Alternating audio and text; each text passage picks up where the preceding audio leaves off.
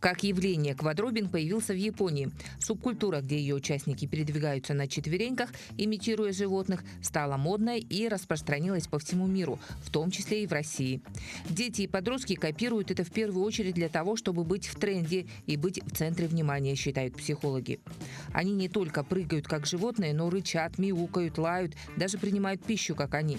Это и настораживает представителей общественности, которые высказываются против того, чтобы дети и подростки уподоблялись животным. Между тем, некоторые видят в новой субкультуре и положительные стороны. Физическая активность, которой не хватает современным детям, развитие эмпатии, сопереживания к животным, формирование уверенности в себе через публичные действия, развитие воображения. Специалисты связывают с психологическими и социальными проблемами и просят родителей быть более внимательными к своим детям. И, похоже, это мнение разделяют депутаты, разработавшие законопроект о запрете пропаганды деструктивной идеологии, в том числе квадроберства.